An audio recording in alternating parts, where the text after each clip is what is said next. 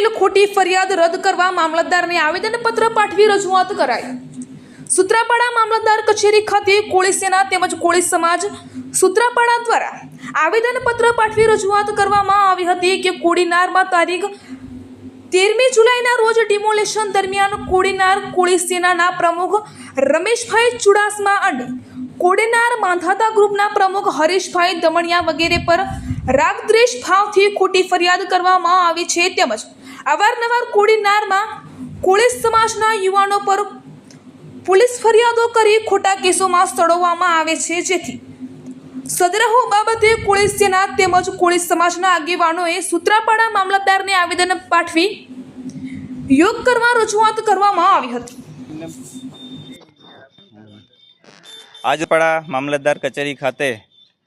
કોડીનારમાં demolition દરમિયાન અમારા કોળી સેનાના પ્રમુખ રમેશભાઈ ચુડાસમા તથા માધાંતા ગ્રુપ કોડીનારના પ્રમુખ હરેશભાઈ દમણિયા ઉપર કોડીનાર રાજકીય ઇશારે ખોટી ફરિયાદ દાખલ કરવામાં આવી છે। આ મુદ્દે આ કેસમાં તટસ્થ તપાસ થાય અને જો અમારા કોળી સેનાના પ્રમુખ અને માધાંતા ગ્રુપના પ્રમુખ ઉપર ખોટી ફરિયાદ થયેલી છે, જેથી સૂત્રાપાડા કોળી સેના અને કોળી સમાજના તમામ આગેવાનો વતી આજરોજ અમે આવેદનપત્ર આપ્યું છે અને આવી રીતના ખોટી ફરિયાદ વારંવાર કોળી સમાજના યુવાનો ઉપર થઈ રહી છે, જેથી આ વિરોધ દર્શાવતો આજે અમે સૌ અહીંયા મામલતદાર કચેરીએ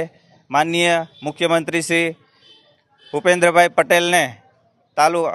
સૂત્રાપાડા તાલુકા મામલતદાર મારફતે અમે આવેદનપત્ર પાઠવીએ છીએ।